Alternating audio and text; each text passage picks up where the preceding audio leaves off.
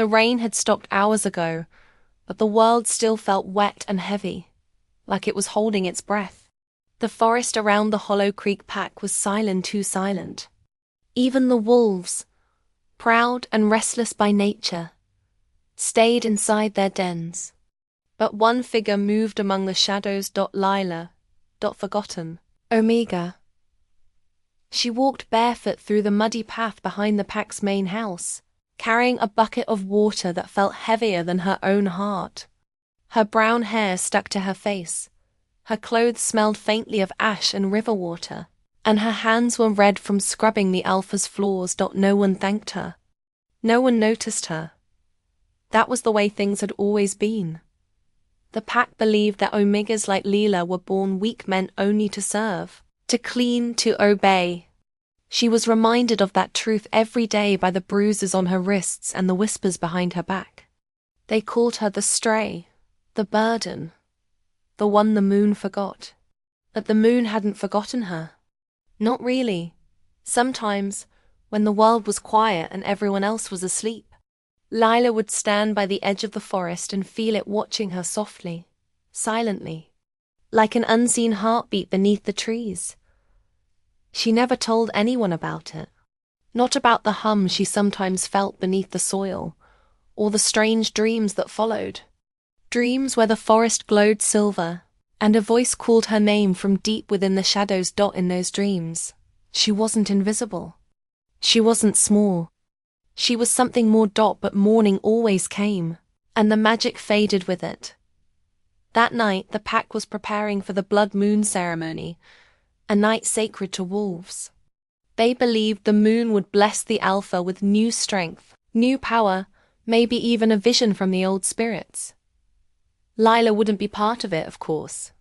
Omegas were never invited. Still, she stood at the edge of the clearing, hidden behind the trees, watching the others gather around the fire. The air smelled of pine and smoke. The pack was laughing, dancing, their golden eyes reflecting the firelight. And there she was alone in the dark, watching a world that would never let her belong.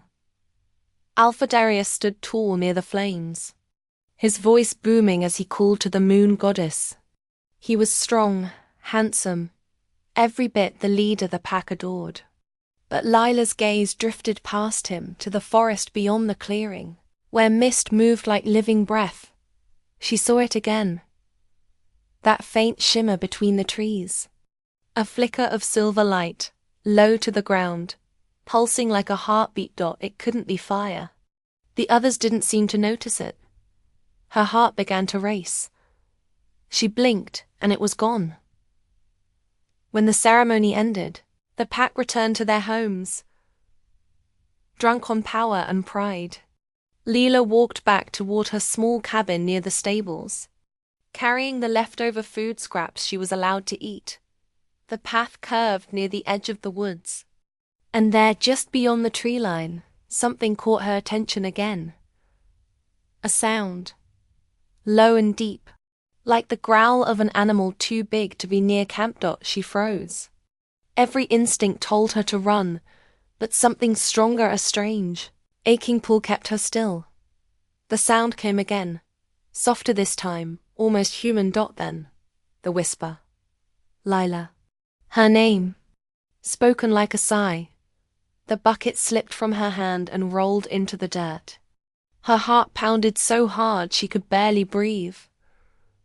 Who's there? She called, her voice trembling. Show yourself.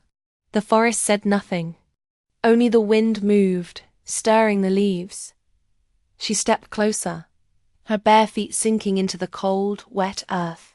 The air felt heavier here, thicker, as if the night itself was holding her still. Then she saw it. At the base of the old pines. The ground shimmered faintly, silver against the black soil. It was like moonlight caught beneath the roots. She knelt down and touched it. The soil was warm, too, warm. And beneath her palm, something moved. Slowly, like a heartbeat. Lila gasped and stumbled backward. The warmth followed her, crawling up through the air, surrounding her.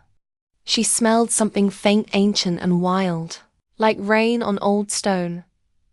A whisper brushed against her ear. "You woke me." She spun around, searching for the voice. No one was there. The forest was empty. Her breathing turned ragged. "W, who are you?" Silence. Only the creaking of the trees answered her. She turned to run, but then she saw the mark. On the ground where her hand had touched, the soil now glowed with a faint, pulsing light. In the center, carved by nothing but power itself, was a symbol of Wolf's head inside a circle.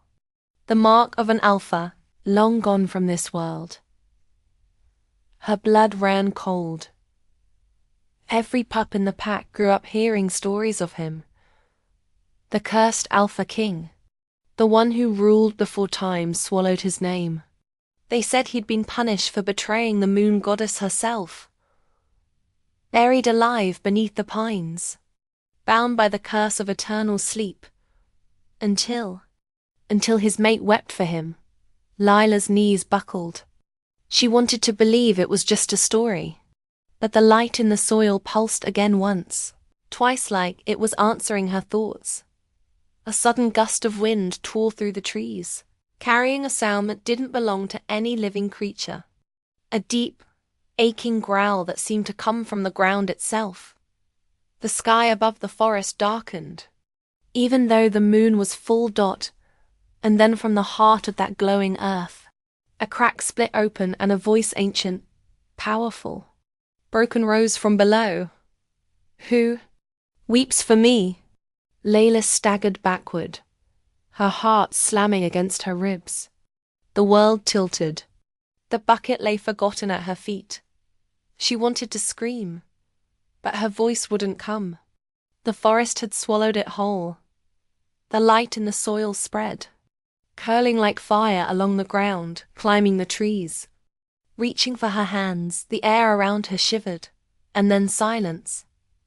The glow faded. The heartbeat stopped. The night returned to its stillness, as if nothing had happened. Lila fell to her knees, gasping, tears streaking down her dirt-stained cheeks. Dot in the distance. A wolf howled. But it wasn't one of her pack. Dot, it was deeper. Sadder. Lonelier. And though she couldn't explain why, her heart answered. Dot, because for the first time in her life, someone or something had spoken her name. The morning after the strange light, Lila woke to the sound of rain tapping gently on the cabin roof. For a moment, she thought she had dreamed it all, the glowing soil, the voice from the ground, the warmth beneath her hand. But when she looked down, she saw the faint silver mark still on her palm. It shimmered weakly in the dim light, shaped like a crescent moon curling into a wolf's head. Her stomach tightened. She rubbed at it, trying to erase it. The mark stayed, soft against her skin but unmovable, like it had been drawn from inside her. The cabin felt colder than usual. The fire she'd left burning last night was nothing but grey ash now. Outside, the forest was silent again, too silent. No birds, no wind, not even the usual rustle of small creatures near the woodpile. When she stepped outside, mist clung to the trees. The air smelled faintly of iron, and the ground beneath her bare feet was warm again, like it had been touched by something alive. She stood there for a long time, staring into the forest that bordered the pack's land. She thought she saw a figure between the pines, tall, still, watching her, but when she blinked, it was gone. Later that day she went about her chores. The pack's main house was alive with noise and movement as usual. Warriors trained near the clearing, children played under the porch, and the women prepared meat for the evening. Lila carried a basket of clean linens through the courtyard. No one greeted her. They rarely did. She kept her eyes down, moving quickly, pretending she couldn't hear the whispers that followed her like smoke. Stray Omega. Always looks like she's hiding something. She talks to herself at night. Layla bit her lip and walked faster. But the more she tried to ignore them, the more she felt it, the strange pulse under her skin. It beat softly, like a second heartbeat that didn't belong to her dot at the well. She bent to draw water. The rope creaked, and the bucket hit the surface with a splash. As she waited, she heard it again. A whisper, this time not from the woods, but from the water itself. Lila. Her hands froze. The bucket slipped, splashing her feet. She stumbled backward, heart hammering. Did you hear that? She asked a woman nearby, her voice shaking. The woman frowned. Hear what? The voice. From the well. The woman's expression hardened. Stop your nonsense, girl. You'll bring bad luck speaking like that. Then she turned away, muttering a prayer to the moon goddess. Lila's mouth went dry. She leaned over the well again, just to be sure. Staring into the dark water, her reflection stared back, pale and frightened. But for a split second, just one, she saw another face beside hers. A man's. Eyes like silver fire. The reflection vanished when she blinked. She stumbled back, spilling half the bucket on the ground. That night, sleep didn't come easily. Every time she closed her eyes, she saw that same shimmer between the trees. She heard whispers in her dreams, soft pleading, ancient dot at some point. She woke to find her window open. The curtains fluttered in the cold wind. She got up, heart thudding, and moved to close it, then froze. Footprints. Wet, muddy footprints leading from the window to her bedside. Large. Not hers. She gasped and spun around. No one was there. The room felt wrong, too heavy, too still. She could hear her pulse echoing in her ears. She whispered to the darkness. Who are you? What do you want from me? The only answer was the low moan of the wind. She waited, trembling, before finally climbing back into bed and pulling the blanket up to her chin. The footprints faded by morning. The next day, Lila went to see Elder Marin, the oldest wolf in the pack. The elder rarely spoke to anyone, but if anyone knew about strange things, it was her. Lila found her near the herb garden, bent over a pot of lavender, her silver hair falling around her shoulders. Elder Marin, Lola began softly. May I ask you something? The woman turned, her eyes sharp despite her age. You may, child, but mind your words. The forest listens. Lila hesitated. I think something is following me. I hear things. I see things in the woods. The elder's hand stilled. She studied Lila carefully. What things? Lila swallowed. A voice. A man's voice. He said my name. The elder's face went pale. Did you answer? Lila frowned. No, I mean yes, once. I asked who he was. Marin's eyes darkened. Oh, foolish girl. You never answer the dead. The dead? Layla whispered. The elder stepped closer, her tone low. Long ago, before your time, this land belonged to the Alpha King. He was betrayed by his own kind and cursed by the moon goddess. They say his spirit still walks beneath the pines, waiting for the one who will free him. Layla's throat tightened. That's just a story. Perhaps, the elder said. But stories are born from truth. Tell me, have you felt warmth under the ground? Seen light where there should be none? Lila's eyes widened. Marin sighed and pressed a charm into her hand. A tiny silver talisman shaped like a crescent moon. Keep this with you, and do not go near the pines when the moon is high. He wakes hungry, and not all hunger is for flesh. Layla didn't understand, but fear settled deep in her chest. She thanked the elder and walked back toward her cabin. Halfway there, she felt it again, the warmth under her feet, pulsing faintly through the soil. The mark on her palm glowed softly. Even in the daylight. By evening, the pack's alpha sent her to fetch herbs from the forest edge. No one else wanted to go near the woods after dark, but no one cared if Lila did. The sky was grey, the sun already sinking. She clutched the basket tightly, the elder's charm cool against her palm. The forest was quiet except for the soft drip of water from the leaves. Mist curled around the trees, thick and ghostly.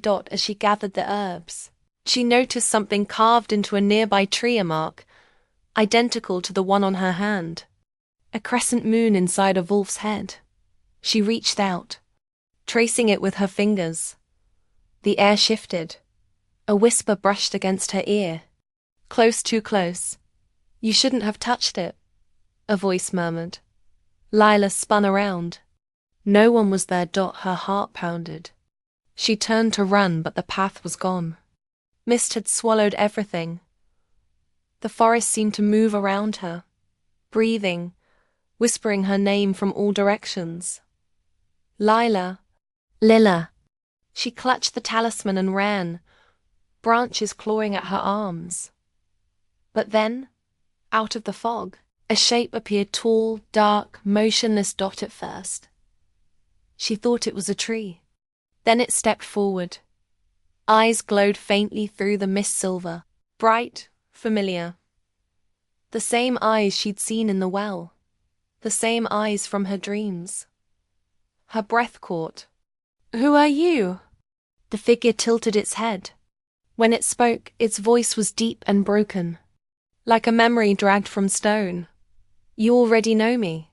The wind howled through the pines, and the light around her hand flared bright as fire. Then the figure vanished. The forest fell silent once more, but the silence no longer felt empty. It felt like waiting. Waiting for her. Lila didn't sleep that night. She sat by the window, staring out at the forest that had once felt like home. The mist still hung low between the trees, glowing faintly under the moonlight. It almost looked alive, breathing in slow, steady waves. Her thoughts wouldn't rest. She kept seeing those silver eyes, clear as the moon, sharp as lightning. The way they had cut through the fog, looking straight into her. She told herself it wasn't real. Maybe she was tired. Maybe the stories were starting to get to her.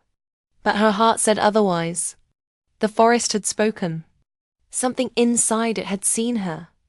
And somehow, she had seen it too. By morning, the mark on her palm had deepened. It wasn't silver anymore. It was darker now, almost like it was made of light and shadow mixed together. When she touched it, warmth pulsed up her arm. She hid it under a bandage, afraid the others might see. The pack had grown restless. Strange howls echoed from the woods through the night, and the wolves whispered of omens of old spirits moving again. Alpha Darius ordered everyone to stay close to camp, but Lila felt something stronger pulling her away. It wasn't fear, but it was longing. By late afternoon, clouds began to gather. The air thickened, heavy with the promise of rain. Layla tried to focus on her chores, fetching water, sweeping the yard, but her thoughts kept wandering to the trees beyond the field. She swore she could feel eyes on her, watching from the forest's edge. When she turned to look, there was nothing, only the whisper of leaves and the slow roll of thunder in the distance. Still, her pulse raced. Finally, she couldn't stand it anymore. She dropped the broom, grabbed her cloak, and slipped away toward the pines. The forest greeted her like an old secret. The air was colder here, the light dim. She followed the narrow trail until the trees grew thick and ancient, their trunks twisting into strange shapes. Moss covered everything. The ground felt soft, almost alive beneath her feet. Every sound was sharper, the snap of twigs, the whisper of wind, even the beat of her own heart. She stopped when she reached the clearing, the same one where she'd seen the glowing soil 2 nights before. It was quiet now, Empty dot, or so she thought. A shadow moved near the trees. Slow, silent, watching her. "Who's there?" she called, trying to sound brave, though her voice trembled. The shadow stepped forward, and then he was there. A man, tall and broad-shouldered, his skin pale against the dark forest. His hair was black as midnight, damp with rain. His clothes looked old, torn in places, like they'd been buried for 100 years. But it was his eyes that caught her breath. Those same silver eyes, glowing softly, filled with something ancient and wild. Lila couldn't move. "You shouldn't be here," he said quietly. His voice was deep, rough, like he wasn't used to speaking anymore.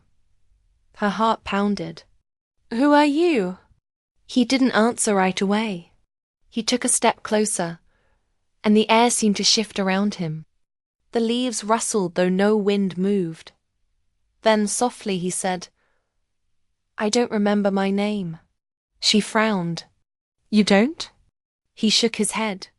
"I remember only pain, chains, darkness, and then your voice." "My voice?" He nodded. "You cried for me. Your tears fell on the seal that bound me." Lila's stomach turned cold. "The curse." He looked at her with quiet intensity. "You broke it." She took a step back, shaking her head. "No, that's not possible. The stories say that I'm dead." He interrupted. A faint smile curved his lips, though there was no warmth in it. "Perhaps I was. Until you." His words felt like a spell.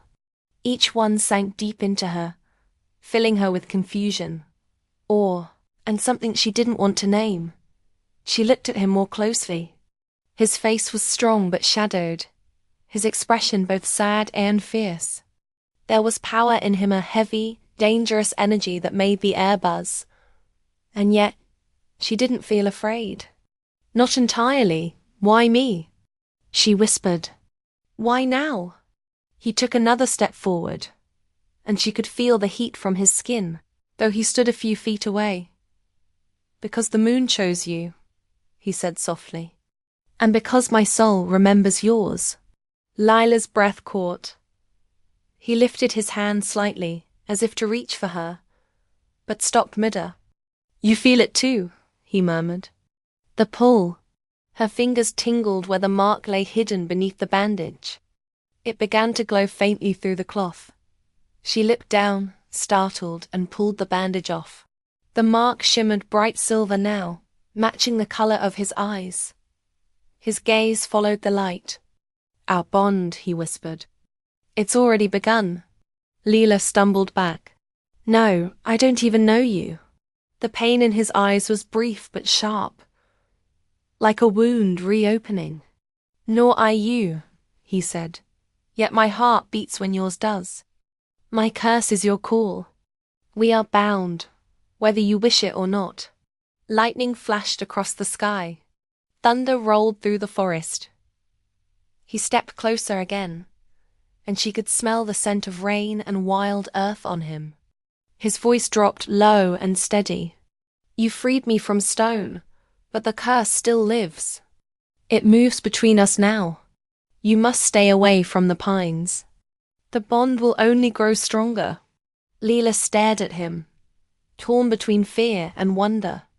"If it grows stronger, what happens?" His jaw tightened. "Then one of us will break." For a moment neither spoke. The storm swelled above them, wind sweeping through the clearing. Lila's heart felt caught between two worlds, the one she knew, and the one standing before her. She wanted to ask him 100 questions. How long had he been trapped? What had he done to deserve such a curse? What did it mean to be bound? But the way he looked at her stopped her words. There was hunger there, not for blood or power, but for something deeper, something like recognition. And it frightened her, because she felt it too.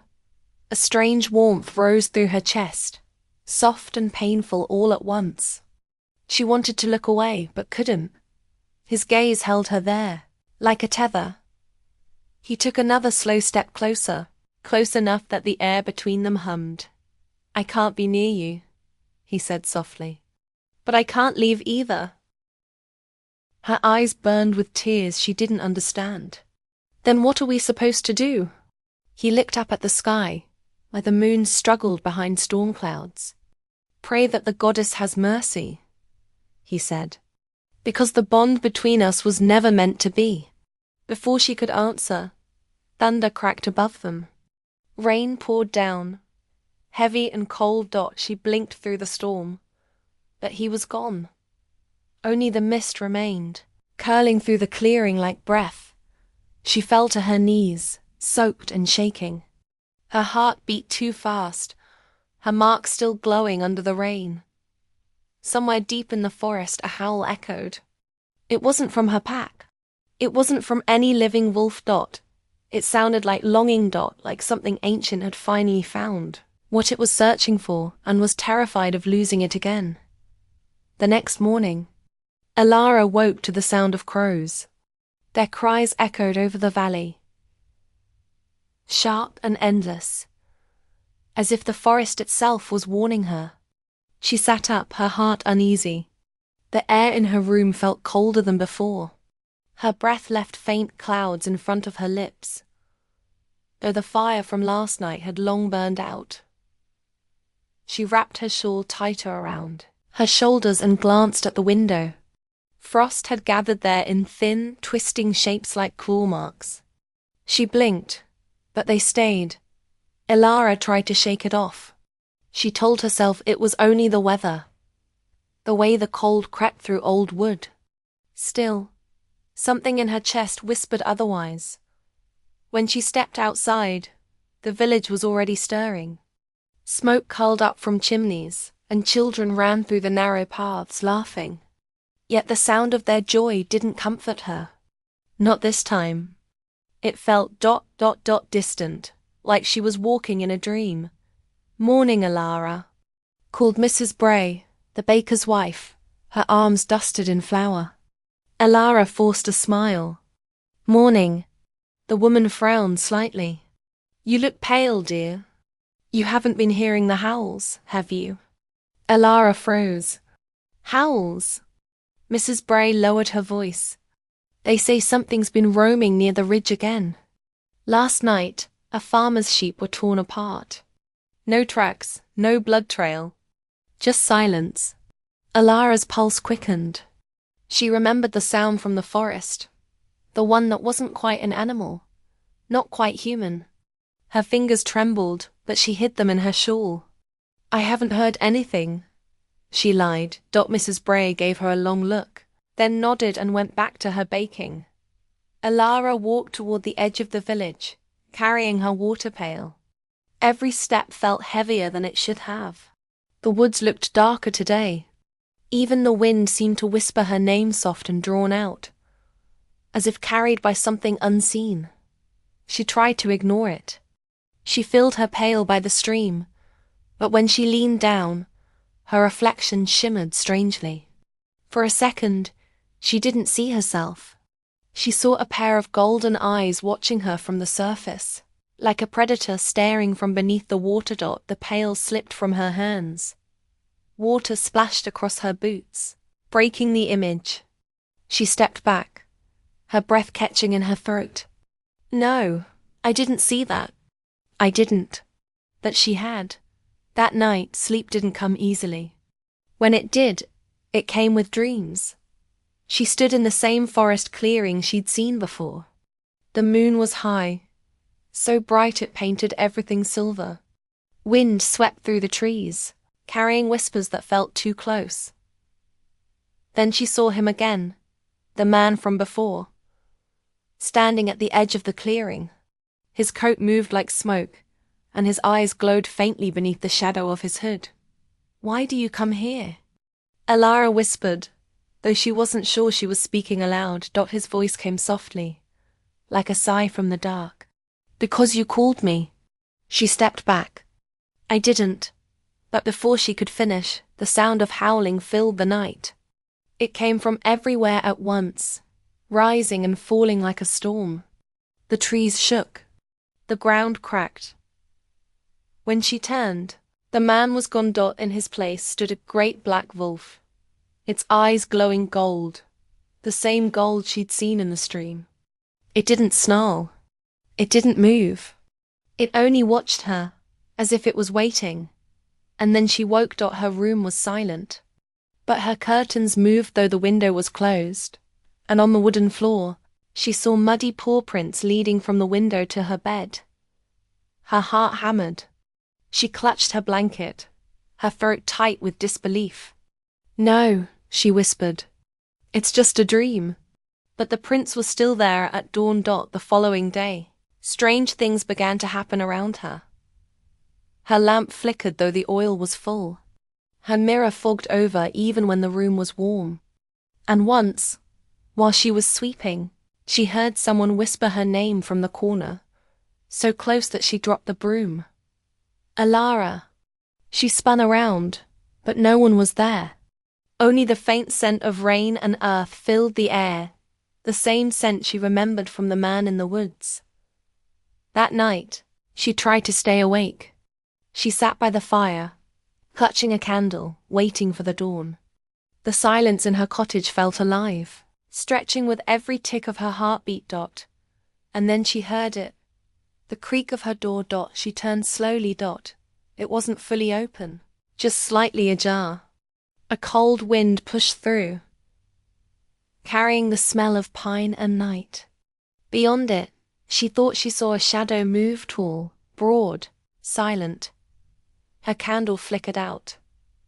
"Alara," the voice said again, low and rough, like it came from both a man and a beast. "Who's there?" she whispered, her throat dry. The door opened wider. Moonlight spilled across the floor, and for one heartbeat, she saw him, the same figure from the woods, his eyes bright gold against the dark. But before she could speak, he was gone. The door slammed shut. The wind howled through the cracks.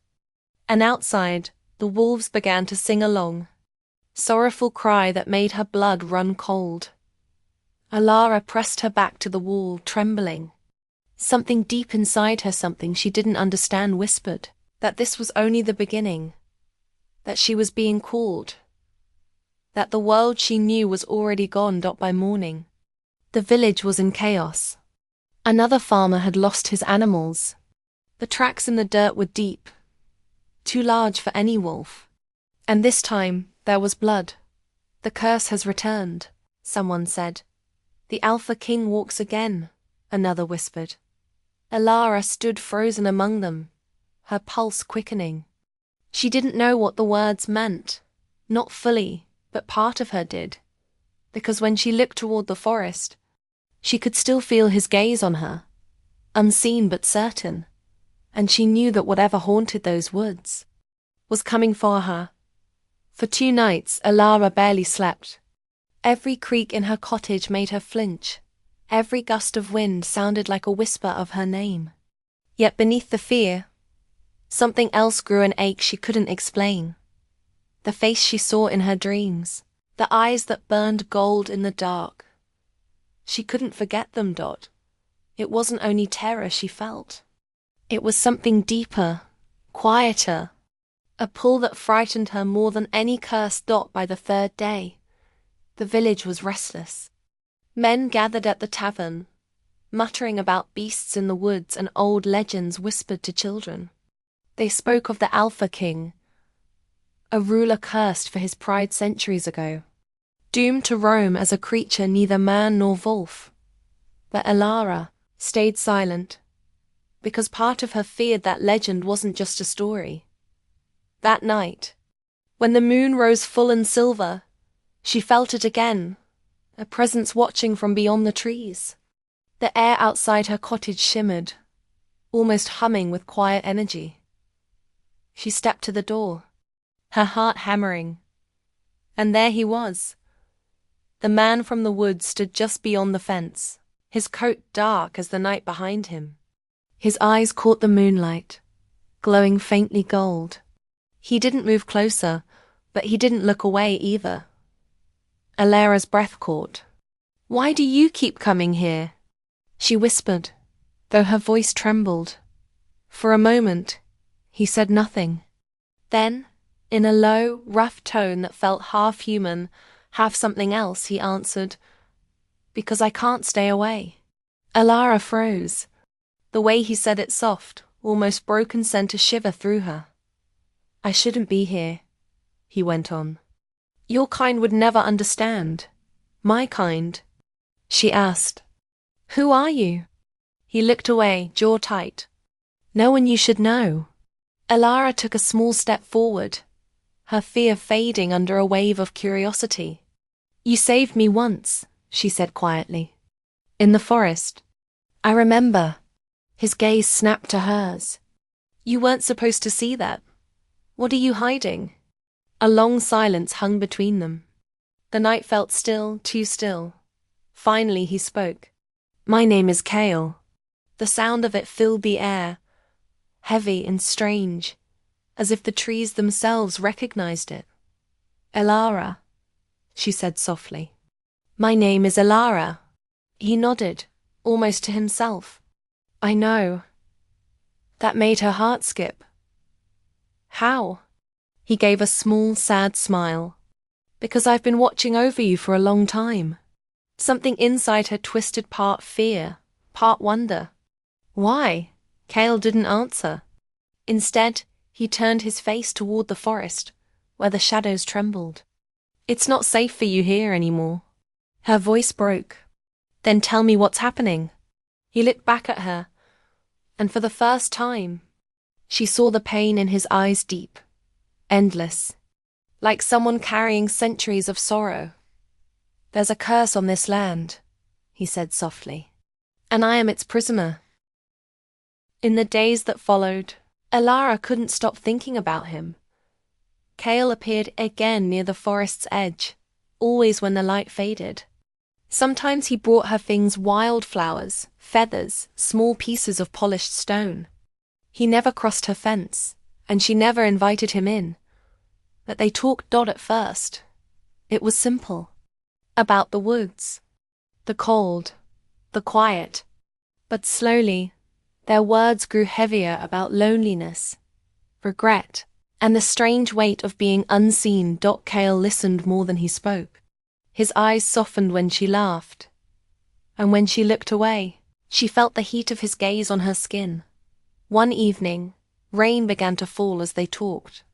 It came suddenly, pouring down from the dark sky. Alara hurried toward her porch, but Kale didn't move. He stood in the rain, watching her. "You'll get soaked," she called. He gave a faint smile. "I don't mind." Something about that made her chest tighten. He looked both fierce and fragile, like a storm made human. Alara hesitated, then whispered, "You're not like anyone I've ever met." He looked up at her, the rain running down his face like tears. "And you're not like anyone I deserve to know." Before she could reply, thunder cracked across the sky. The sound made her flinch, but Kale didn't move. For a heartbeat, his eyes glowed brighter, and the air between them seemed to pulse. "Alara," he said, voice low and strained, "you need to be careful. There are things you don't understand yet." "Then tell me," she cried. "You keep warning me, but you never explain." He looked at her with something close to pain. "Because once you know, you'll never look at me the same." That night, Alara couldn't rest. She lay awake, listening to the rain. Every time she closed her eyes, she saw his face, the golden eyes, the sadness beneath his calm dot. She thought of the stories the villagers told. Beasts that walked like men, kings cursed for their cruelty, shadows that fed on the moonlight. She told herself Kale couldn't be one of them. He had saved her, protected her. His voice didn't sound like a monster's. It sounded like someone who had forgotten how to hope. But deep inside, she wasn't sure. The next evening, she went into the woods, The path was muddy, the trees heavy with mist. The deeper she went, the quieter it grew. Even the birds refused to sing. "Elara," came his voice from the shadows. She turned, and there he was, stepping from behind a tree. "You shouldn't be here," he said sharply. "I had to see you," she replied. "I can't keep pretending nothing's happening." His jaw tightened. "You don't know what you're asking for." "Then show me," she whispered. "Whatever it is you're hiding. Show me the truth." For a long moment he didn't move. Then something in his expression shifted, like he'd been fighting this for too long. "Elara," he said softly, "I was once a man who had everything.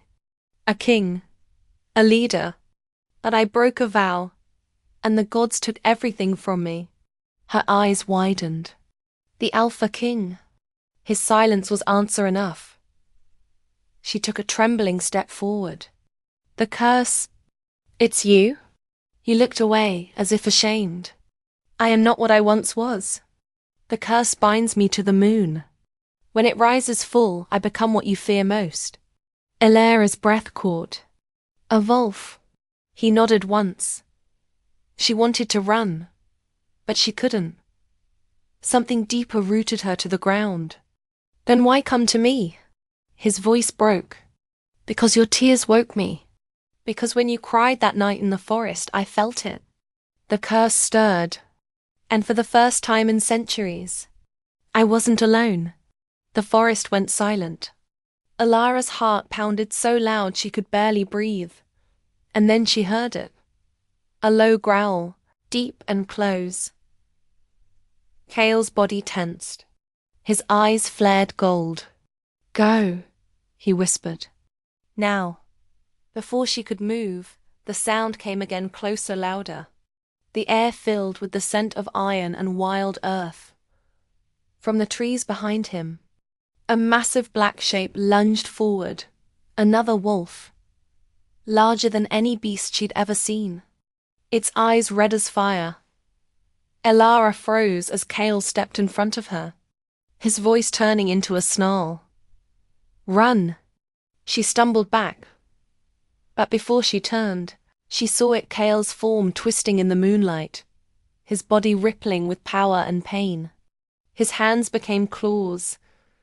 His voice broke into a growl, his eyes blazing brighter than the stars. Elara gasped that the man she had begun to trust, the one she'd started to love, was no longer human. The forest exploded with noise. Wolves howled in every direction, their cries echoing through the mist. The trees shivered under the sound, scattering cold drops of rain from their branches. Elara ran, stumbling over roots and stones, her breath sharp in her throat. Behind her, the growls grew louder, one deep and fierce, the other filled with rage. She turned once, just once, and saw them. Cale, now a creature of shadow and silver light, fought the other wolf with a power that shook the ground.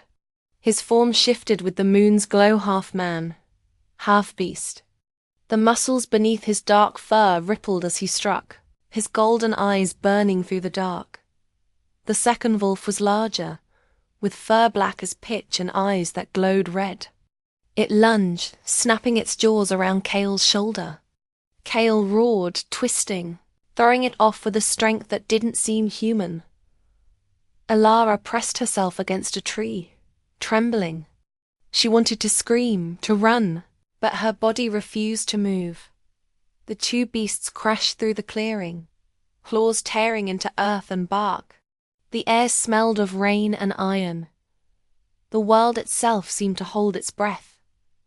Then Cale let out a terrible cry, half human, half wolf, and the other creature turned and fled into the darkness, its red eyes vanishing between the trees.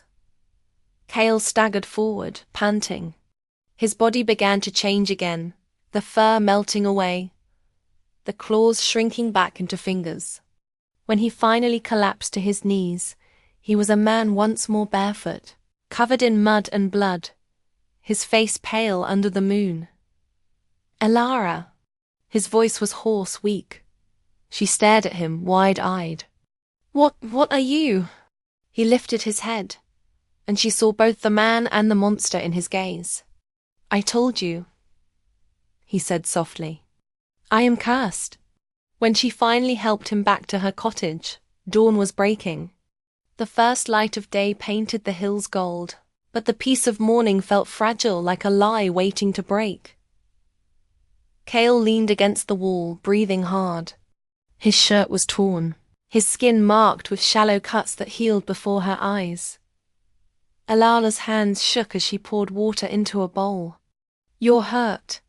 It's nothing, he murmured. Nothing, she said, her voice trembling. You turned into a... She stopped herself, unable to finish the word. He met her eyes, quiet. Say it. She swallowed hard. A wolf. Cale nodded slowly.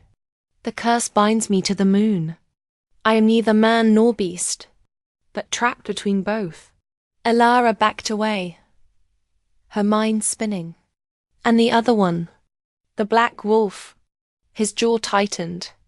That was one of mine once, before the curse broke us apart, before I lost control.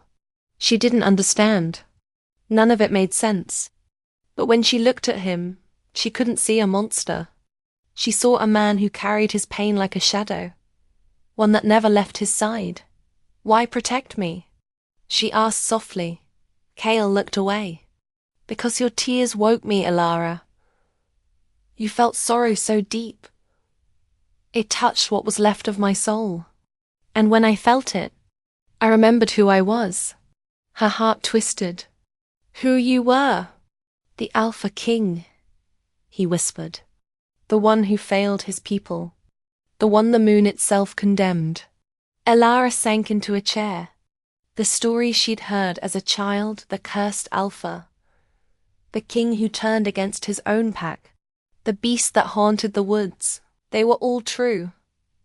And he was standing in front of her. The next days passed in uneasy silence. Cale came and went like a shadow. Sometimes she'd wake to find him standing outside her window, his golden eyes reflecting the dawn. Other times she'd see only his footprints in the mud, leading toward the forest. He never stayed long. But each time, Elara felt her fear soften, replaced by something she couldn't name. He spoke of old things, of kingdoms that once ruled the valleys, of pacts bound by blood and loyalty, of gods that punished pride with eternal night. You were a king, she said once. How did it happen? Cale's eyes darkened. I loved someone I wasn't meant to. And when I chose her over my vow to the moon, the curse began. My pack fell, one by one, turning into creatures of hunger and rage. I've been alone ever since.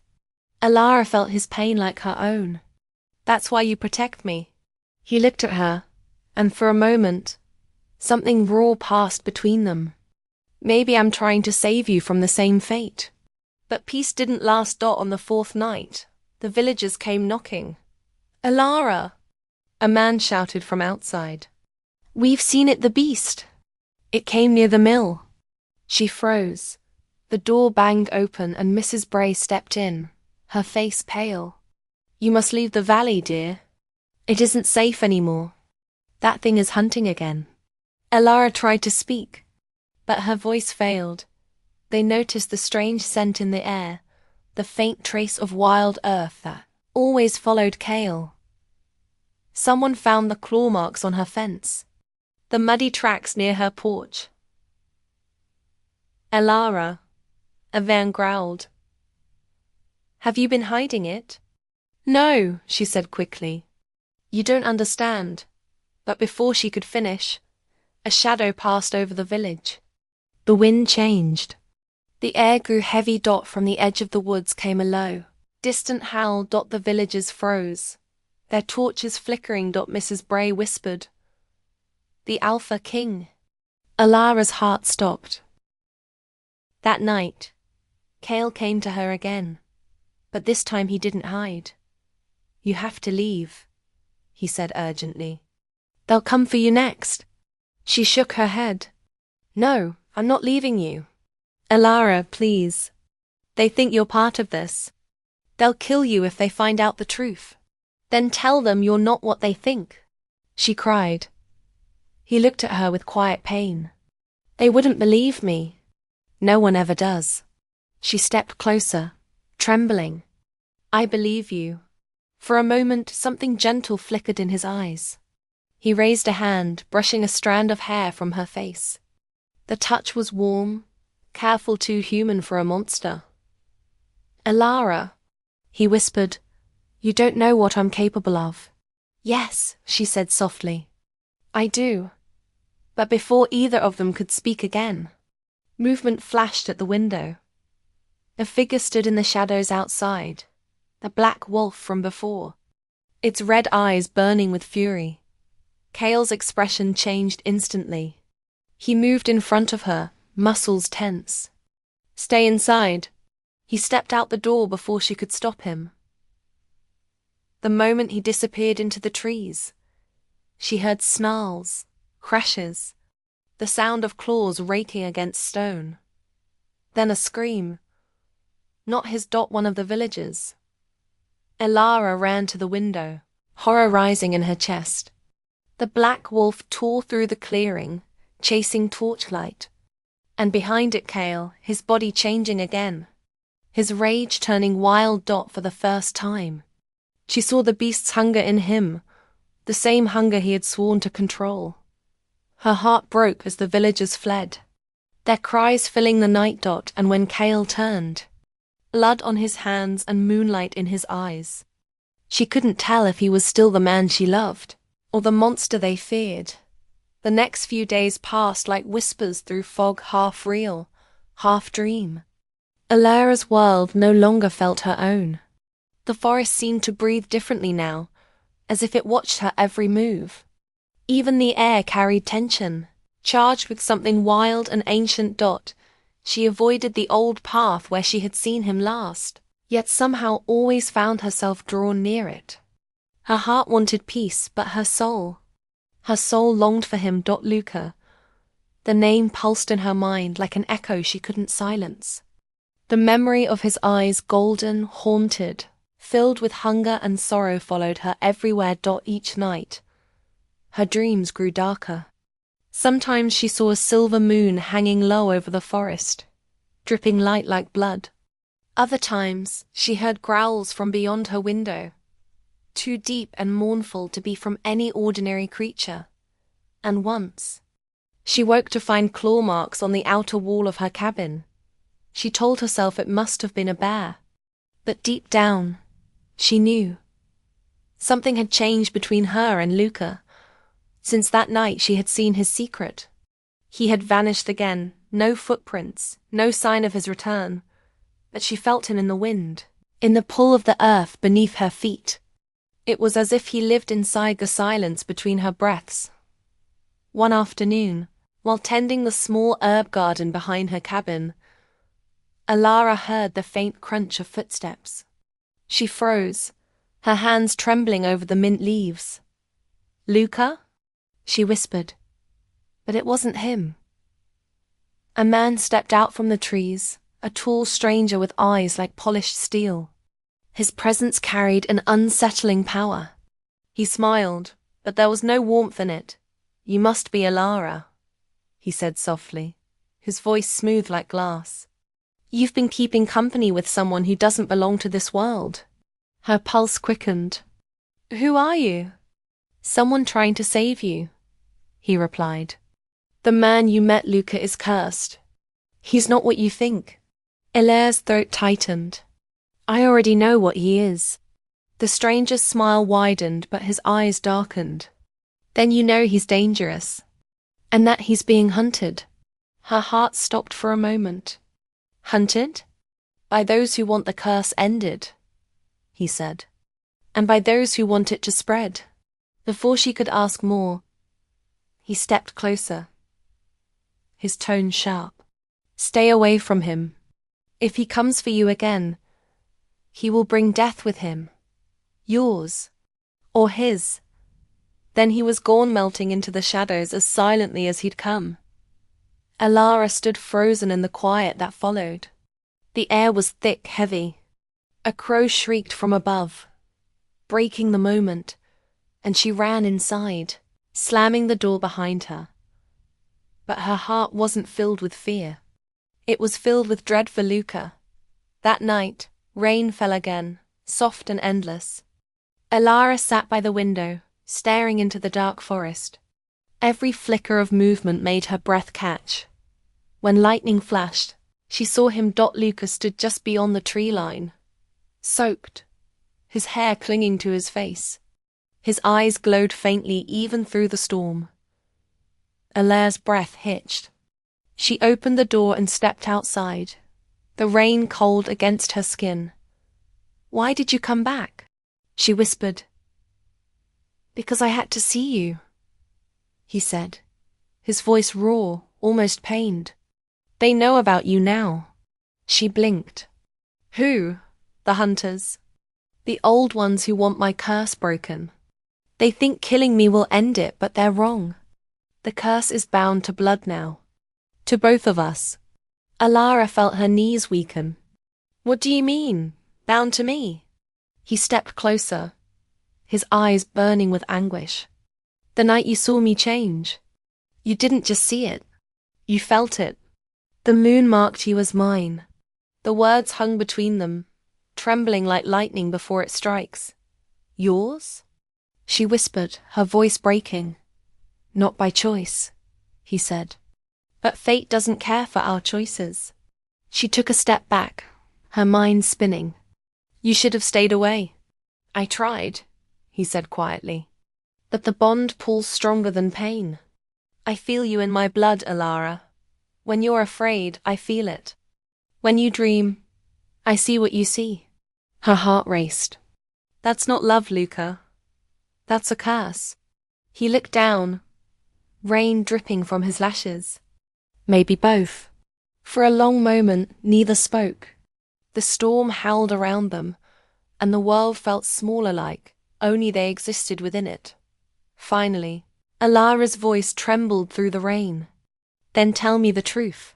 What happens now?" He lifted his gaze to her, gold burning through the darkness. "Now they will come. For me, for you, and I will not let them touch you." His tone was fierce, almost primal. But before Alara could respond, a howl echoed from deep within the forest, long, furious, inhuman. Luca's eyes widened. "They're closer than I thought. What do we do?" she whispered. He looked at her for a heartbeat that felt eternal. Then, in a voice that shook like thunder, he said, "You have to choose. Alara, leave now and forget me, or stay and be hunted with me." The rain seemed to freeze mid-air. Alara's heart pounded in her chest, torn between reason and something much deeper, something that refused to let him face the darkness alone. "I can't just walk away," she said softly. "Not when I know what you are." Luca stepped closer, his voice barely a breath. "Then you'll know what it means to fall beside a monster." Lightning flashed again, and for the briefest second she saw it, the faint shimmer of fur beneath his skin, the struggle in his eyes between man and beast.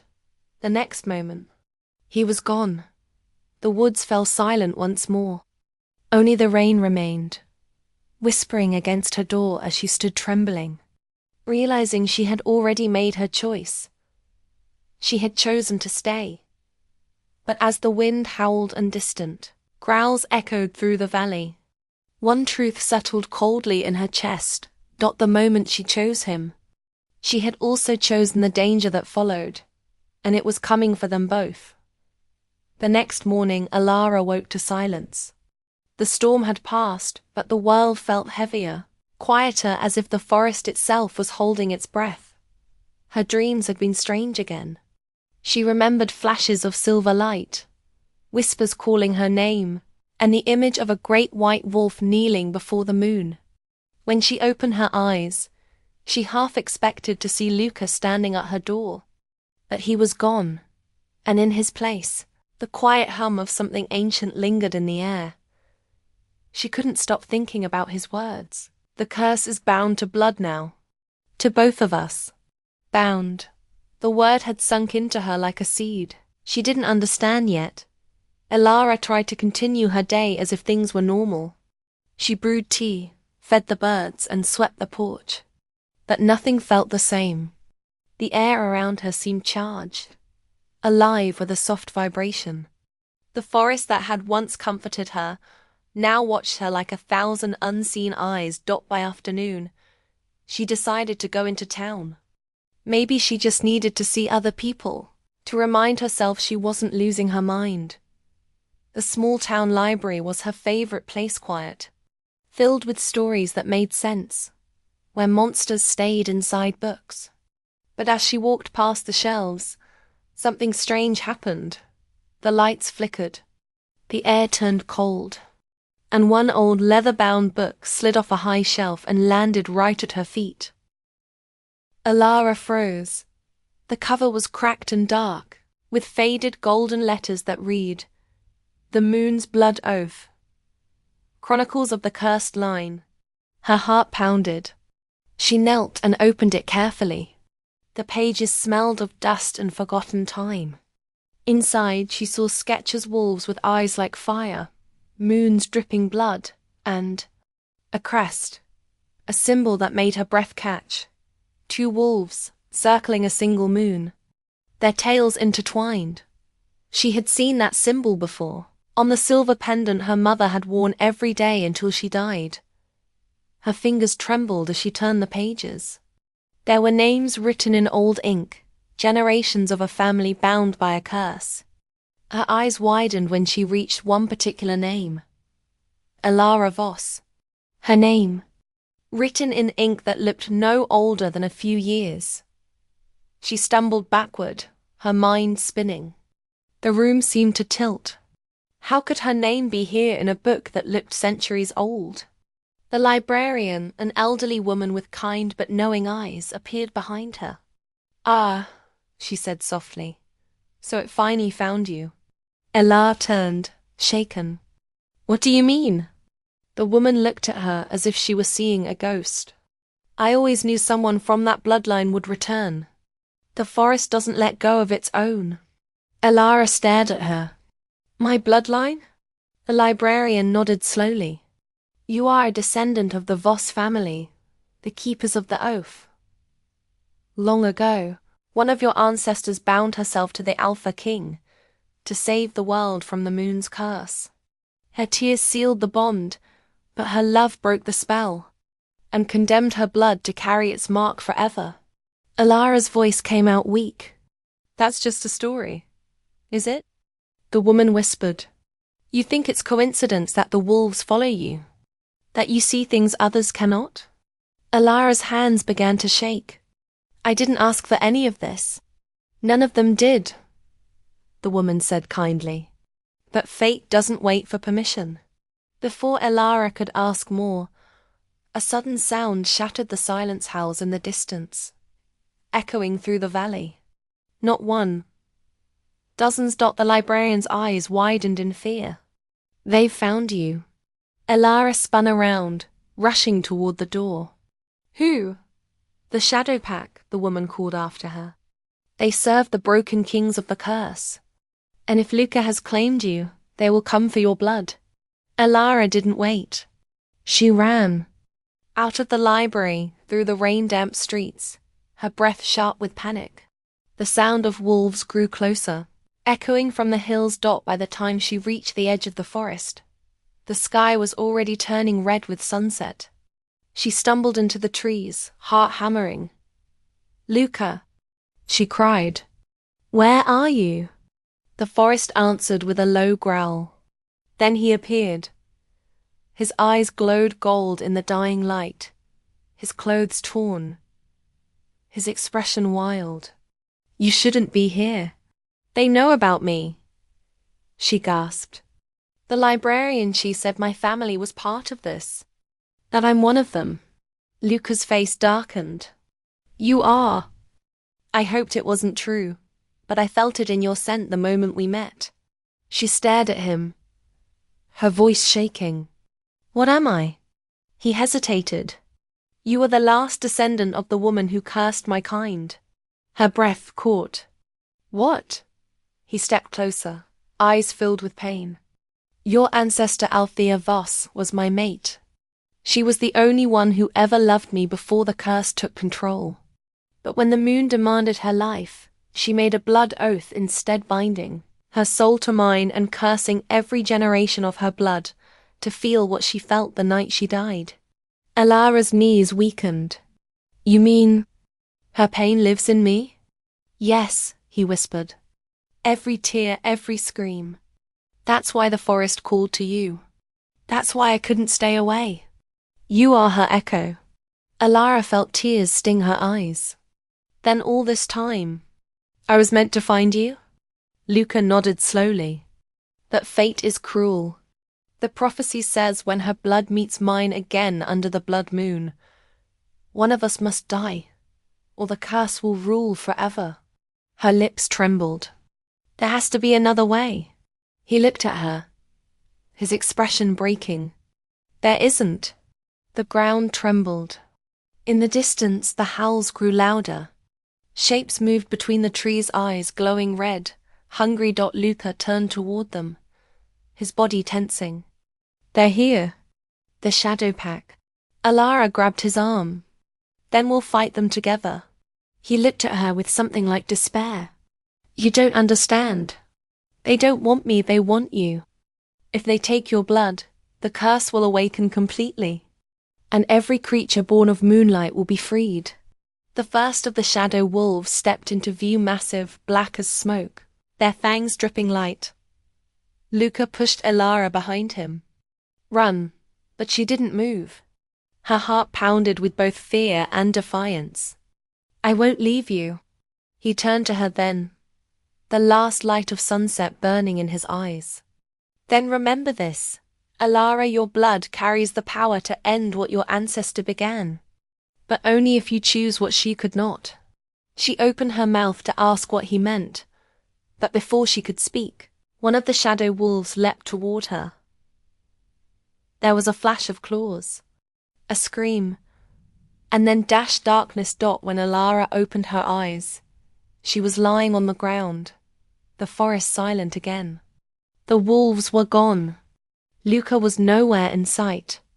But when she lifted her hand to her face, she saw something that made her blood run cold. Her fingertips were glowing faintly silver, light pulsing beneath her skin, and carved into her wrist, as if burned by moonfire, was the same symbol from the old book, 2 wolves circling a single moon. Only now, she understood what it meant. She wasn't just part of the curse. She was the curse reborn. When Alara woke, the forest was no longer silent. It was alive, humming, breathing, whispering her name in 100 different voices. The moon hung low and red in the sky, bathing the trees in a strange, bloody light. She sat up slowly, still trembling. Her body ached, but the faint silver glow beneath her skin hadn't faded. It pulsed with her heartbeat, warm and steady, like something living inside her. Luca? She called weakly. No answer. She got to her feet, every step heavy with dread. The forest floor was scattered with claw marks and broken branches. There had been a fight, she could feel it in the air. Luca! She shouted again, louder this time. A soft groan came from behind a fallen tree. She ran toward the sound, her breath catching when she saw him. Luca was there, half human, half wolf, his chest rising and falling unevenly. His dark hair was damp with sweat and blood, his eyes flickering gold in the red moonlight. Alara, he whispered, his voice weak. You shouldn't have stayed. She dropped to her knees beside him. You're hurt. He tried to smile but winced instead. It's nothing. It's not nothing, she said firmly. Her hands trembled as she pressed a torn piece of cloth against his wound. His skin was burning, the heat seeping through her fingers. What did they do to you? Luca's breath came rough and shallow. They came for you. I tried to stop them. But the Shadow Alpha, he's stronger now. He carries the old blood, the same blood that cursed me. Her pulse quickened. The same blood? What do you mean? Luca opened his eyes, gold flashing against the dark. The Shadow Alpha is one of my brothers, the firstborn of our line. When your ancestors' tears broke my curse, his heart twisted with envy. He swore to destroy the blood that freed me. Elara's hand froze. Your own brother did this? Luca nodded slowly. He believes if he kills you, he can restore his power and rule all who carry the curse. She looked away, the weight of it pressing down on her. Then it's my fault you're hurt. No. His voice was firm, though weak. You are the reason I still fight. The words cut through her like light breaking through clouds. For a moment she forgot the danger, forgot everything but him. His eyes met hers, haunted, tender, and full of something she didn't yet know how to name. But before she could speak, the wind shifted. The air turned colder. Luca's gaze snapped toward the trees. They're not gone. A figure stepped out of the shadows. Elara's blood ran cold. It was the librarian. The old woman from town only, now her face was different. Paler, sharper. Her eyes glowed faintly crimson under the red moon. Poor little Omega, she said softly. Did you really think destiny would favor you? Elara backed away. You're one of them. The woman smiled thinly. I was once a keeper of the oath, like your ancestor. But I grew tired of serving wolves and waiting for mercy that never came. So I chose a different path. Luca growled low, his teeth bared. You betrayed your own bloodline. I freed myself from it, she hissed. And now I will free the world from yours. Her hand lifted, and the earth beneath them shuddered. Shadows began to crawl across the forest floor, twisting and taking shape. Dark wolves born from the mist, their eyes blazing red. Luca tried to stand, but his wound slowed him. Elara grabbed his arm. You can't fight them. I have to, he said through clenched teeth. No, she said, voice trembling. We have to find another way. But the wolves were already moving. One lunged toward her, jaws snapping. Before it could reach her, Luca shifted his body, glowing as fur burst through his skin. He roared, slamming into the creature, teeth meeting shadow. Elara, run, he shouted, his voice deep and echoing through the trees. She turned, stumbling backward as two more wolves leapt at her. The silver glow beneath her skin flared, bright and wild. Without thinking, she raised her hands and light exploded outward. The wolves screamed, their forms dissolving into smoke. The air buzzed with power, leaving the forest trembling. Elara stared at her hands, stunned. What did I just do? The librarian sneered. The blood of the moon answers you now. You are awakening faster than I expected. Luca, still in his wolf form, lunged toward her, but the librarian raised her hand again. A burst of crimson energy hit him square in the chest. He let out a pained growl and fell hard to the ground, shifting back into human form. Luca! Elara screamed. Running to him, the librarian stepped closer. You can save him, girl. But only if you surrender your blood willingly. Elara's heart raced. What do you mean? The curse was born from love, the woman said. Only love's sacrifice can end it. Give me your blood, and I will free him. Refuse, and he dies before the moon fades. Elara looked down at Luca. His breathing was shallow, his skin pale against the earth. She felt her chest ache, terror, anger, love all at once. She turned back to the woman. You're lying. The librarian's eyes glinted. Am I? You've seen the power inside you. You can feel it burning, can't you? The same power that cursed your ancestor will destroy him if you don't end it now. Alara shook her head, tears blurring her vision. There has to be another way. The woman laughed softly. There never is, child. Destiny doesn't make room for choices. Alara stood, trembling but defiant. Then maybe destiny never met me. The librarian's expression darkened. So be it.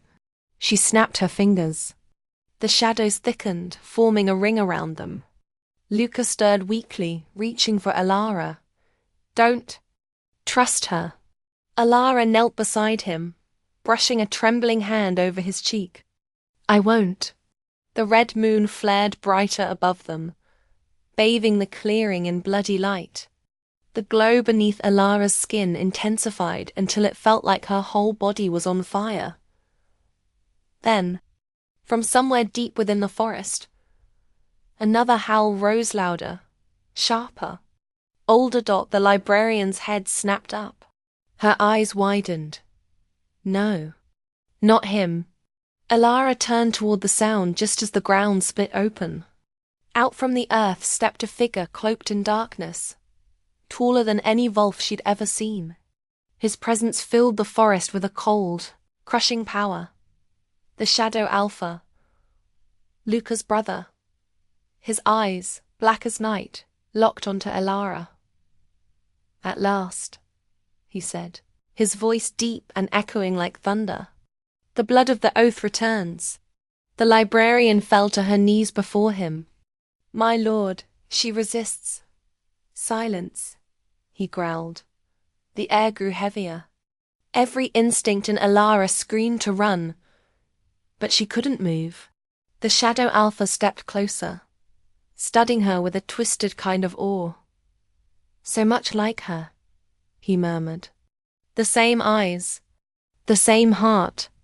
Althea's blood runs strong in you. Luca tried to rise, but the Shadow Alpha waved a hand and sent him crashing back to the ground. Stay down, brother. You've done enough damage to our kind. Don't touch her, Luca growled. The Shadow Alpha smiled coldly. Oh, I will do much more than that. He turned his gaze back to Alara. Your tears once freed him. Tonight, under the blood moon, they will free me. Before she could react, darkness surged forward, wrapping around her like smoke. She screamed as the forest vanished into blackness and then silence. The last thing she heard was Luca's voice, broken and desperate, echoing through the dark. Alara, don't let him take your light. Darkness swallowed everything. Alara couldn't breathe, couldn't move. The air was heavy, pressing against her chest like a living thing. Voices whispered around her, soft and strange words she couldn't understand. Old and cold as the earth itself, then light broke through. A pale silver glow. She gasped as she found herself standing in a wide stone hall, lit by torches that burned blue. The air smelled of damp rock and moonlight. Before her stood the Shadow Alpha. He was taller now, his body wrapped in black armor that shimmered like smoke. His eyes glowed with dark fire and his smile was sharp as a blade. Welcome home, little Omega, he said softly. To the heart of the curse you carry. Alara's throat tightened. Where am I? My domain, he said, spreading his arms. The hollow of shadows. It is where the curse was born, and where it will end. She took a step back. Why bring me here? He tilted his head, studying her. You still don't see it, do you? You are the key, Alara. Your blood carries the last light of Althea's tears. Only you can unbind what she sealed. Her voice trembled. And if I refuse? His smile faded. Then every wolf under my command will rise, and your world will burn beneath the blood moon. A chill ran through her. She could feel the power in his words, real, ancient, and merciless. But even as fear twisted inside her, something else stirred. A memory. Luca's voice, soft but steady. You carry her light. Don't let the darkness claim it. Elara straightened, her heart pounding. You think you can use me, she said, her voice shaking but firm. But I'm not a weapon. The Shadow Alpha's eyes darkened. You were exactly that. You were born to finish what she began. To destroy the curse or to feed it. He stepped closer, and the air around her turned cold. Your tears once freed my brother. Tonight, they will free me. Before she could move, shadows rose from the ground, wrapping around her wrists and pulling her to her knees. She struggled, but the bonds only tightened. Let me go, she cried. The Shadow Alpha crouched before her. You have his scent, he murmured. The cursed Alpha's mark lingers on you. You gave him your trust. Elara turned away, her heart twisting. You love him, he said quietly. You'd bleed for him, wouldn't you? She said nothing, but her silence was enough. The Shadow Alpha smiled, a cruel, knowing smile. Then perhaps we share the same pain. For once, I too loved someone I could never have. And it was her love that cursed us all. He rose to his full height. I won't let history repeat itself. This time, love will serve the curse. He lifted his hand, and the shadows began to swirl faster around her. Pain seared through her arms, down to her bones. She gasped, feeling her blood thrum like thunder. Stop, she cried. But the shadows only deepened, and then light cut through the dark. A roar echoed through the hall. Shaking the stone walls, Luca, he burst through the shadows. His body half shifted, golden eyes blazing. The ground cracked beneath his feet as he charged forward, his claws slashing through the black mist. Get away from her, he growled. The Shadow Alpha turned, unbothered. Ah, little brother. Still chasing ghosts, I see. Luca's voice dripped with fury. Release her, Arik. She's done nothing to you. Arik laughed. She carries the curse, fool. You know that. You of all wolves should understand our blood calls to her. We are both bound to her fate. Elara struggled to free herself. Please don't fight him. He's too strong. But Luca ignored her. He lunged, slamming into Arik with a roar. The two brothers collided, claws and teeth flashing. The air rippled with power as their strikes sent waves of energy through the hall. Elara pulled at the shadows, desperate. The bonds loosened, just slightly. She closed her eyes, focusing on the silver light under her skin. Come on, please. A spark, then a flare. The silver glow burst outward, shattering the bonds and filling the room with blinding light. Both brothers stumbled back, shielding their eyes. Elara stood, shaking but determined. Enough, she shouted. This ends now. Arik's laugh echoed through the hall. You think you can end something older than your world? I don't know, she said, her voice trembling. But I can try. She raised her hand. The silver light pulsed brighter, wrapping around her like a soft flame. For a moment, the hall looked like a moonlit dream, gentle, silent, pure. Then Arik moved, faster than thought. He vanished into the shadows and reappeared behind Luca. Before Elara could react, a dark blade formed in his hand, a blade made of pure shadow, and he drove it straight through Luca's side. Luca gasped, his eyes widening. No! Elara screamed. She ran to him, catching him as he fell to his knees. The silver glow flared from her skin, trying to reach him, trying to heal, but it wasn't enough. Arik's voice was calm, almost tender. He was doomed the moment he touched you. The curse demands balance. For every bond of love, a life must end. Elara shook her head, tears streaming down her face. You're lying. Arik smiled faintly.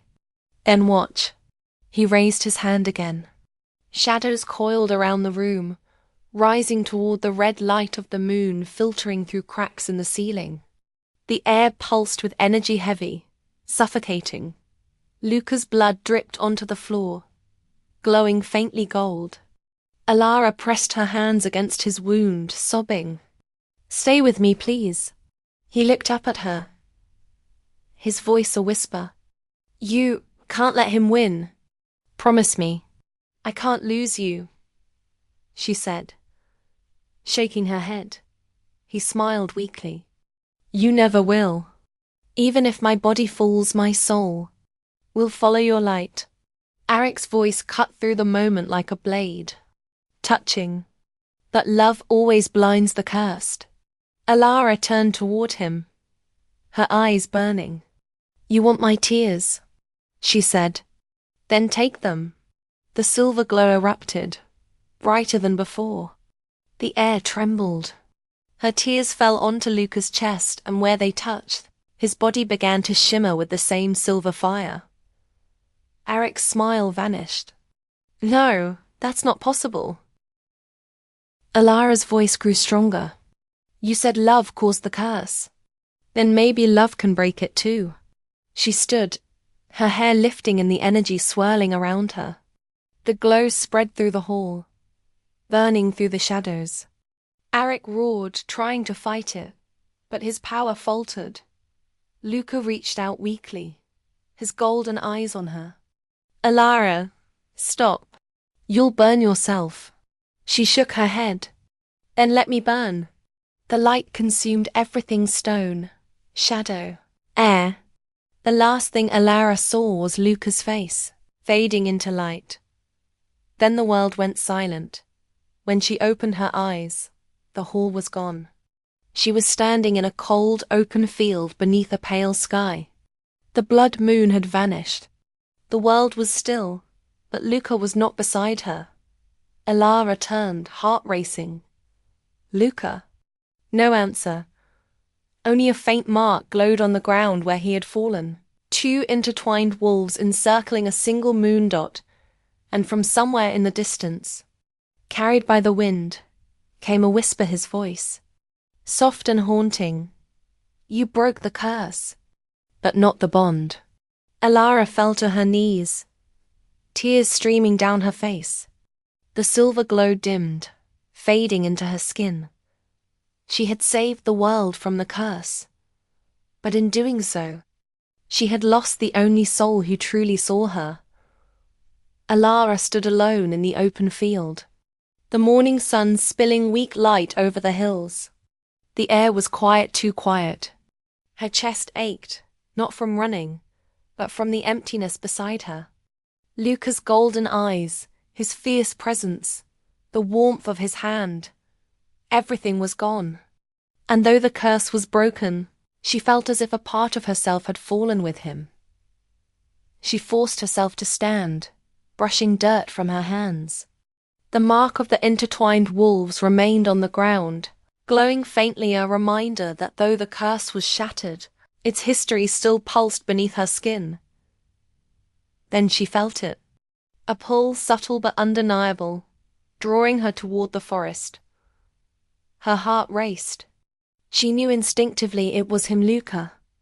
Alive, somewhere. She could feel the echo of his soul calling to hers. A faint vibration in the world only she could sense. Without thinking, she ran. The forest was dense, the path twisting and dark. Every tree seemed to watch her. Every shadow whispered warnings she could barely hear. But she pressed forward, driven by a mixture of fear and love. At the heart of the woods, she found him, or at least, what was left of him. Luca knelt in a clearing, partially transformed, caught between human and wolf. His golden eyes were dull, his breathing shallow, and dark lines spread across his skin like cracks in stone. The silver light under her own skin flared instinctively, reaching for him, trying to heal what remained. "Alara," he whispered, voice hoarse. She dropped to her knees beside him. I'm here. she said, pressing her hands against his chest. The warmth of her own energy seeped into him, but he shuddered violently. It's okay.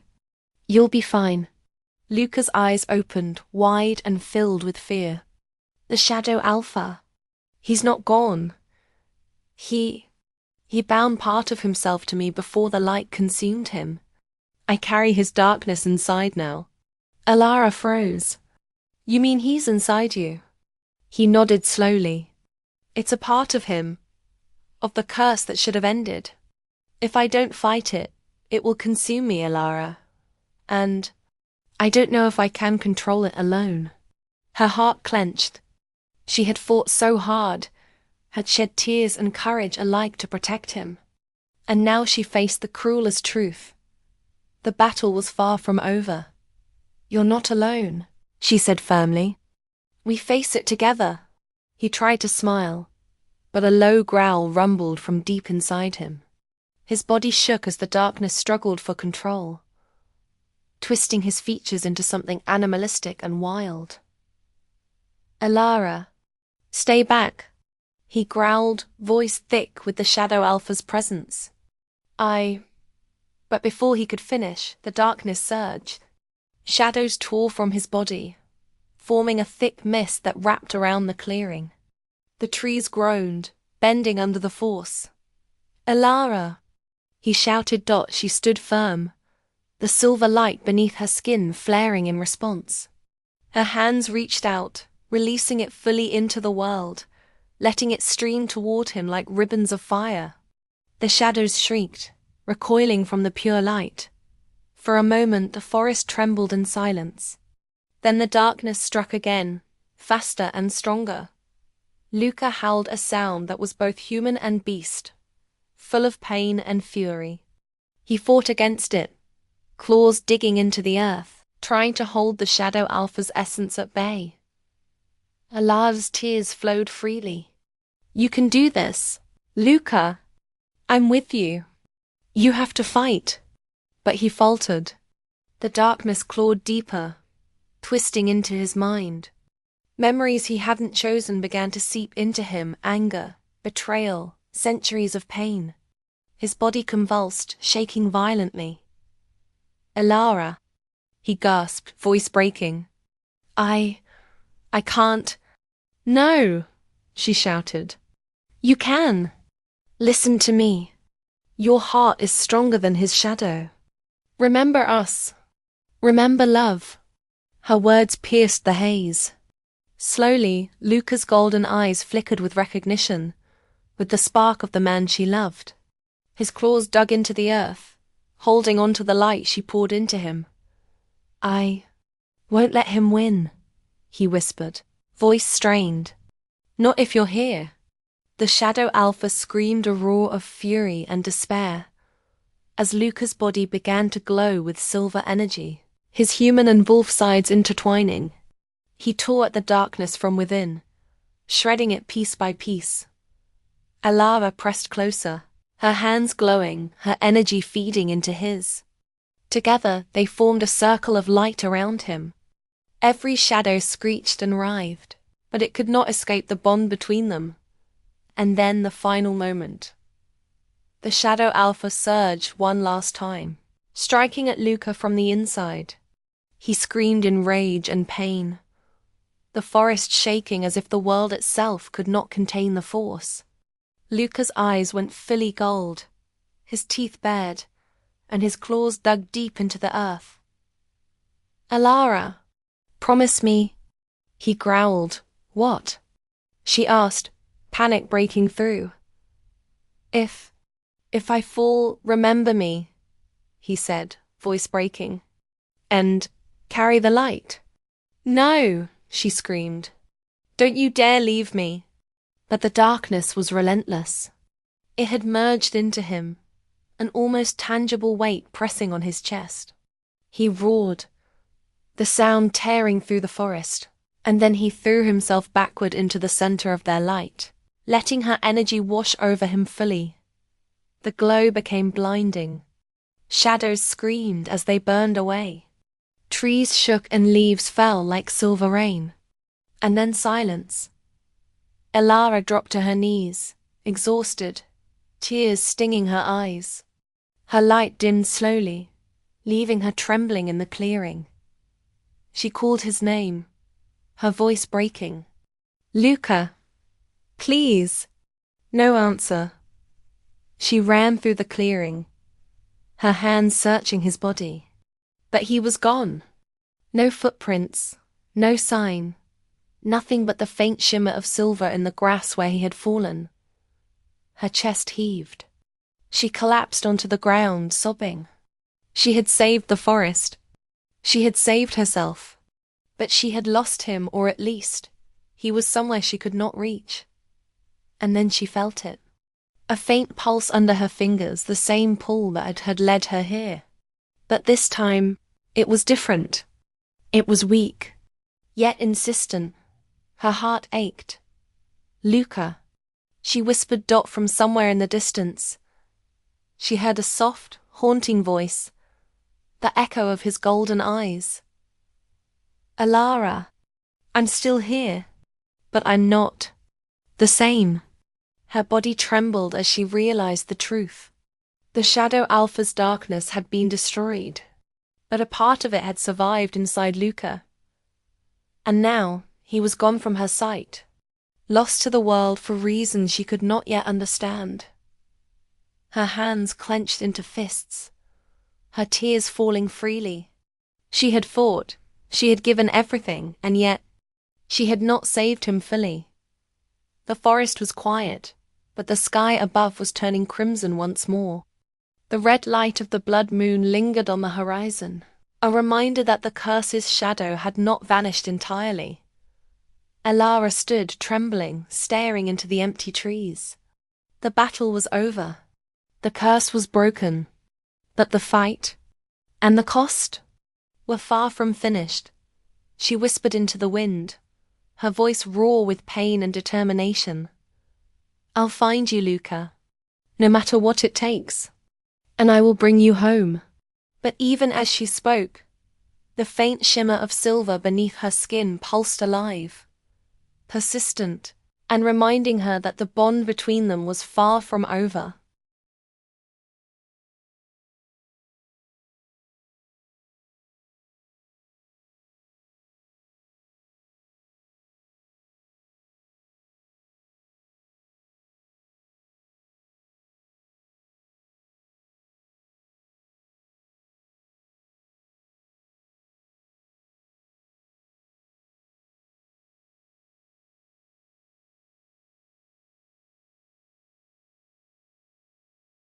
The forest was quiet now, almost eerily so. The red light of the blood moon had faded, leaving behind a soft silver glow that filtered through the treetops. Elara walked slowly, her steps careful, each footfall stirring the leaves. The clearing where she had last seen Luca felt empty, yet alive, charged with the memory of everything that had happened. Her hands brushed the grass, trembling.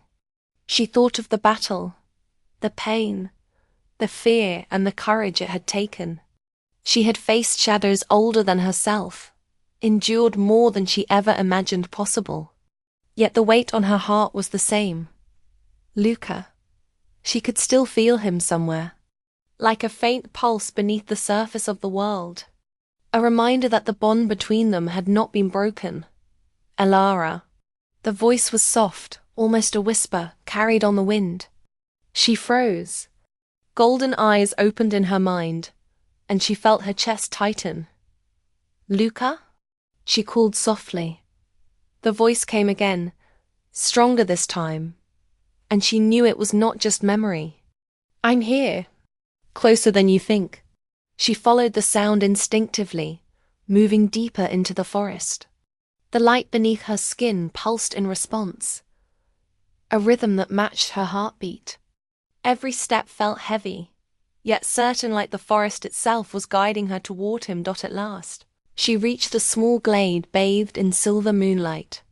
And there he was. Luca, half shifted but stable. His golden eyes met hers, filled with a quiet, wary relief. He was changed. He carried the mark of the darkness he had survived. Faint black veins along his arms and neck, but he was alive. Whole in a way that felt miraculous after all they had endured. "Elara," he said, his voice low, hoarse, and yet tender. "You found me." Tears sprang to her eyes, and she ran to him, throwing her arms around his neck. He caught her instantly, holding her close. The forest seemed to sigh with them, the air alive with the energy of their bond. "I thought I lost you," she whispered, pressing her forehead to his. "I thought everything was gone." "You didn't," he said, his voice breaking slightly. "You never gave up. Not on me, not on us." They stood together in silence, the only sounds the rustle of leaves and their breathing. Slowly, Elara pulled back just enough to look at him fully. You're different," she said. He nodded. "The darkness inside me. It's part of me now. But I control it. And I will use it to protect you, to protect our world." Elara reached out, brushing her fingers along the black veins. "I don't care what marks you carry. You're still you. And that's all that matters." He smiled faintly, golden eyes warm. "I'll carry these scars forever, but they remind me of what we survived, and of what we've gained." They walked together through the forest, hand in hand. The trees, once ominous and threatening, now felt protective, like silent witnesses to their survival and their bond. Elara looked at Luca and realized that every fear, every tear, every battle they had faced had led them here. Stronger, closer, unbroken. "Elara," Luca said suddenly, stopping and turning to face her fully. "I need to say something. We've been through so much. And yet, I feel like I've never told you the truth fully." She tilted her head, heart pounding. "Tell me." "I was afraid," he admitted. "Afraid that the darkness in me, the curse I carried, would hurt you. Afraid that loving me would destroy you. But you stood by me anyway. You saw me, the real me, beyond the curse. That changed everything." Elara's chest ached with emotion. "Luca, you've changed me too. I've faced shadows I never imagined. I've learned that courage isn't about never being afraid. It's about standing in the face of it, with someone you trust, and never letting go." He smiled softly, brushing a strand of hair from her face. "And we've both grown. And I promise, I'll never let you face the dark alone again." They embraced, holding each other tightly. And in that moment the forest seemed to glow around them, the memory of battles past replaced by the quiet strength of survival and love. But it wasn't just their bond that had changed.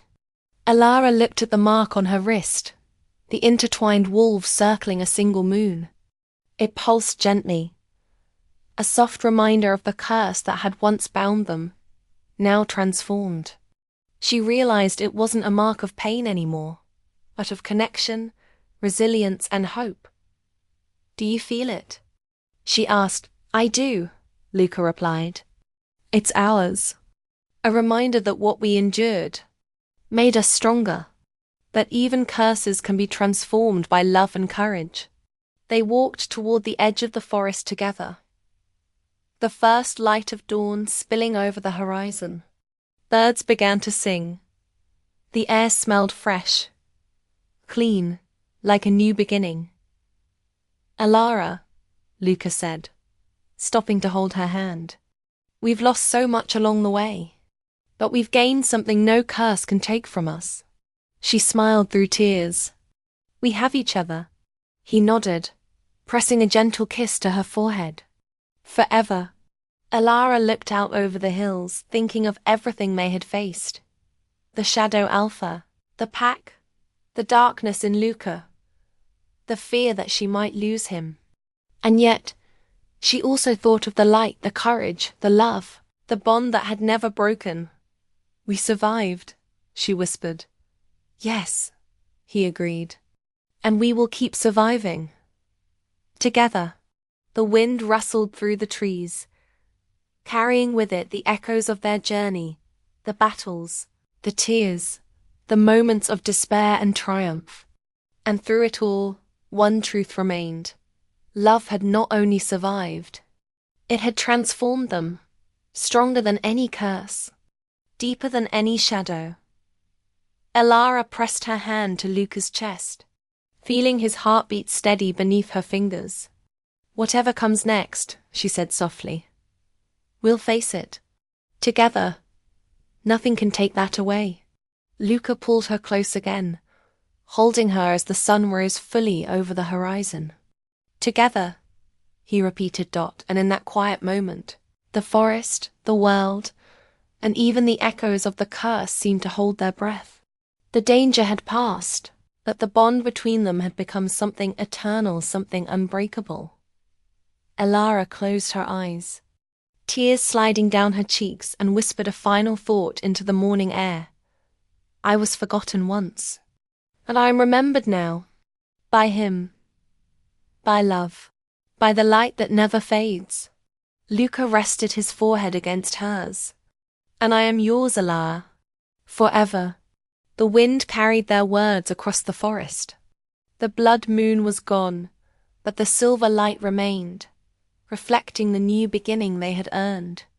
Shadows had been defeated, curses broken, but the most important victory was this.